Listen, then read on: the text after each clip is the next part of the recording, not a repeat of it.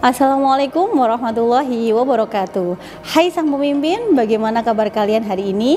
Semoga kalian semua sehat dan selalu dalam lindungan Allah Subhanahu wa taala. Amin. Tetap semangat belajar sang pemimpin untuk menggapai cita-cita dan menjadi agen perubahan nantinya. Sang pemimpin berjumpa lagi dengan Ustadzah Cindy Wulandari yang merupakan guru mata pelajaran sosiologi di SMA Al Muslim.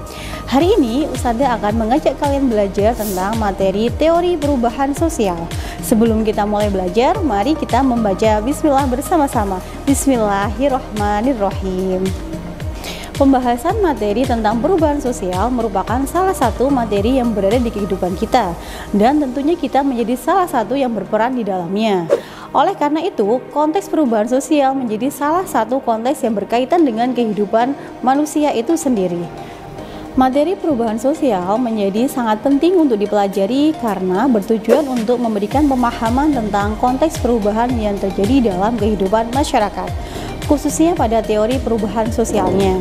Perubahan sosial diartikan sebagai segala bentuk perubahan yang terjadi pada lembaga kemasyarakatan dalam masyarakat yang memberikan pengaruh terhadap sistem sosialnya, baik itu nilai, norma, sikap, dan pola perilaku di antara kelompok-kelompok dalam masyarakat.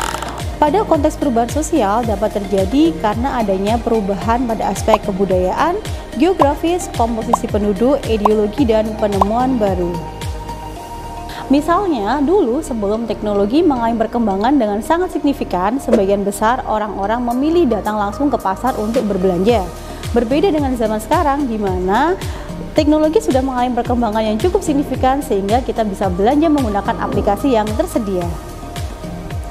Sang pemimpin, perlu kalian ketahui bahwa konteks perubahan sosial itu sendiri dijelaskan dalam Quran Surat Ar-Ra'd ayat ke-13, yang artinya sesungguhnya Allah tidak akan merubah keadaan suatu bangsa sehingga mereka merubah keadaan yang ada dalam diri mereka sendiri. Dan apabila Allah menghendaki keburukan terhadap suatu bangsa, maka tak ada yang dapat menolaknya, dan sesekali tak ada perlindungan bagi mereka selain dari Dia. Pada ayat tersebut menjelaskan bahwa Allah tidak akan mengubah kehidupan seseorang jika dalam diri seseorang tersebut tidak mau melakukan perubahan. Oleh karena itu, perubahan itu menjadi keputusan yang dimiliki oleh setiap individu atau manusia itu sendiri berdasarkan rasionalitas instrumentalnya. Mau tidaknya individu tersebut melakukan atau mengikuti perubahan. Misalnya, di era sekarang, sebagai seorang pelajar, untuk belajar bisa mengakses berbagai fitur yang berkaitan dengan pembelajaran, seperti jurnal, e-book, YouTube terkait dengan video pembelajaran, blog, dan aplikasi seperti di sekolah kita, yaitu My Al Muslim. Berbeda dengan zaman dulu, di mana kita belajar hanya menggunakan buku yang disediakan. Nah, dalam hal ini, jika kita masih belajar dengan cara seperti dulu, tentunya pengetahuan dan wawasan kita akan terbatas. Oleh karena itu, pilihannya untuk memperluas pengetahuan kita, maka kita harus bisa memanfaatkan sumber belajar lainnya yang dapat mendukung pembelajaran seperti di atas sesuai dengan perkembangan di zaman sekarang. Oke sang pemimpin, pada kesempatan kali ini Ustadzah akan menjelaskan tentang teori perubahan sosial yang berada pada materi perubahan sosial. Apa sih teori itu dan mengapa menjadi salah satu hal yang perlu kita pelajari? Adakah yang tahu jawabannya?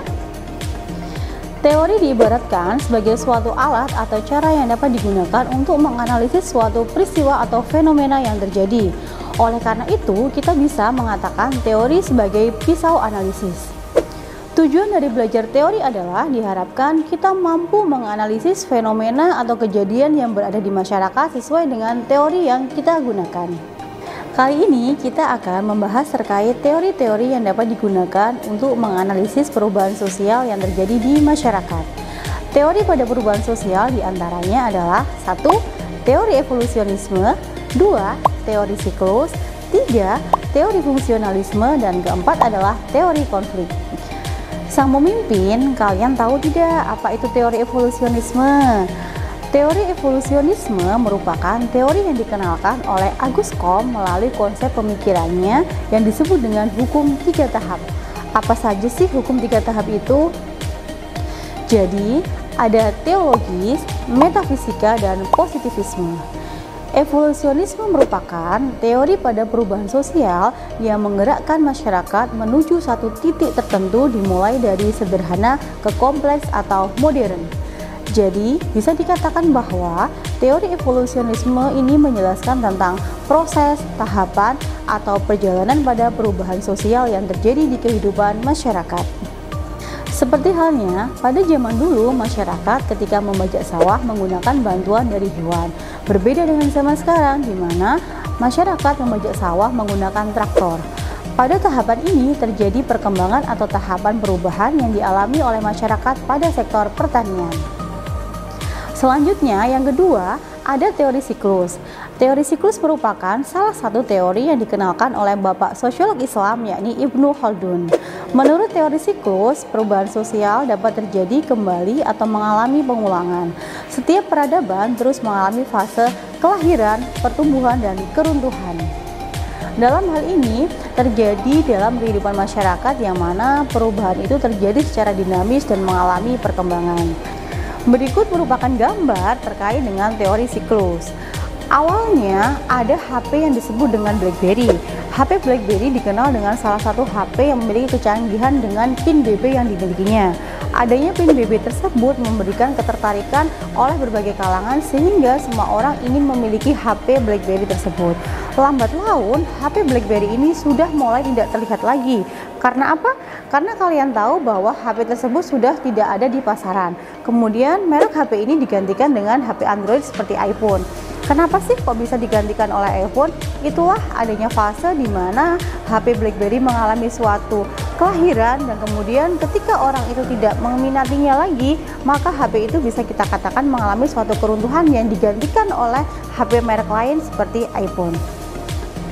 Pada dasarnya, teori siklus ini sangat nyata dan berada di kehidupan kita, baik pada aspek fashion, teknologi, dan lain sebagainya. Teori fungsionalisme merupakan teori yang menekankan fokusnya pada upaya yang mempertahankan sistem sosial. Masyarakat memiliki sistem sosial yang saling berhubungan. Sistem tersebut mencapai tujuan dan memenuhi kebutuhan hidup masyarakat yang bersangkutan. Pada dasarnya, teori fungsionalisme ini dikenalkan oleh salah satu tokoh sosiolog, yakni Bapak Volker Persen. Menurutnya, dalam kehidupan masyarakat terdapat sistem yang saling melengkapi, berhubungan satu sama lain dan memiliki suatu fungsi. Contohnya adalah, sejak internet menjadi salah satu menu utama masyarakat di era digital, semua orang berlomba-lomba untuk mengakses ragam internet yang tersedia dengan menggunakan tayangan yang mereka inginkan, misalnya YouTube. YouTube merupakan salah satu platform digital yang banyak digemari oleh generasi muda, baik itu dari anak-anak sampai dewasa. Adanya YouTube tentu memberikan banyak informasi yang ingin didapatkan oleh berbagai kalangan, baik itu berkaitan dengan pendidikan atau apapun itu. Tayangan YouTube menjadi salah satu tayangan yang banyak digemari oleh berbagai kalangan, karena di dalam YouTube tersebut kita dapat memperoleh beragam informasi yang kita inginkan. Tetapi di sisi lain, di tayangan YouTube pun juga memuat konten-konten yang negatif. Oleh karena itu, permasalahan yang dimana banyak tayangan YouTube memuat konten-konten negatif, akhirnya pemerintah membuat aturan undang-undang terkait dengan mekanisme pemblokiran konten negatif. Dalam hal ini, jika tidak terjadi perkembangan teknologi secara signifikan dan tidak adanya situs yang mengarah pada hal negatif, tentunya peraturan terkait dengan pemblokiran konten negatif ini yang dilandasi oleh hukum tidak akan terrealisasi atau diterapkan. Secara langsung bahwa aturan tersebut bersifat fungsional dan memiliki fungsi untuk menjaga para generasi kita agar tidak terprovokasi untuk mengakses hal-hal yang tidak diinginkan atau konten yang berbau negatif. Yang terakhir adalah teori konflik. Apa sih teori konflik itu? Kalian tahu tidak? Teori konflik merupakan teori pada perubahan sosial yang menjelaskan bahwa pada dasarnya perubahan sosial dibutuhkan untuk membangun sistem sosial yang lebih baik.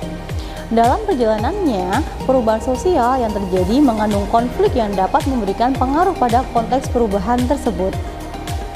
Contohnya adalah ketika internet mengalami perkembangan yang sangat pesat dan signifikan, tentunya banyak juga media sosial atau platform yang digunakan oleh kalangan kita. Di antaranya ada Twitter, Facebook, dan Instagram. Dimana kalau kalian tahu, Instagram pun banyak sekali memuat komentar-komentar yang berbau negatif. Dalam hal ini, adanya komentar yang kurang baik yang mengarah pada bullying tentunya dapat menyebabkan konflik yang terjadi di antara orang yang memberikan komentar dengan yang diberi komentar. Pada aspek perubahan sosial tentunya selalu terjadi yang namanya konflik, baik konflik itu melibatkan individu atau kalangan dan kelompok juga. Nah, itu tadi penjelasan terkait dengan teori perubahan sosial. Baiklah sang pemimpin, untuk mengetahui pemahaman kalian, coba jawab pertanyaan berikut ini ya dan tulis jawaban di kolom komentar. Cyberbullying merupakan salah satu permasalahan yang sedang menjadi trending topik di zaman sekarang. Hal ini dilatar belakangi oleh perkembangan teknologi dan tersedianya platform digital. Berdasarkan penelitian, cyberbullying paling banyak terjadi di media sosial, sekitar 71%, dan menurut data UNICEF pada tahun 2022, terdapat 45% dari 2.777 anak di Indonesia pernah menjadi korban cyberbullying. Maraknya kasus cyberbullying membuat pemerintah menerapkan kebijakan dan aturan baru terkait dengan Undang-Undang ITE atau kita mengenal dengan Undang-Undang tentang Informasi dan Transaksi Elektronik. Berdasarkan permasalahan di atas, teori yang dapat digunakan untuk menganalisis permasalahan tersebut adalah kesimpulan dari pembelajaran kita hari ini bahwa pada dasarnya fenomena atau kejadian yang berada di sekitar kita dalam konteks perubahan sosial tentunya terdapat teori yang bisa kita gunakan sebagai cara untuk menganalisis seperti halnya pada teori perubahan sosial yang sudah dipaparkan di atas. Oke sang pemimpin, semoga dari materi yang sudah disampaikan bermanfaat dan menambah pengetahuan tentang teori perubahan sosial. Tetap semangat belajar dan biasakan untuk membaca. Terima kasih sudah menonton, subscribe, like, comment, share, dan nyalakan lonceng notifikasinya ya, agar kalian tidak tertinggal video pembelajaran dan video kegiatan menarik lainnya, tentunya di YouTube channel Al Muslim Jatim. Sampai jumpa di video selanjutnya. Wassalamualaikum warahmatullahi wabarakatuh.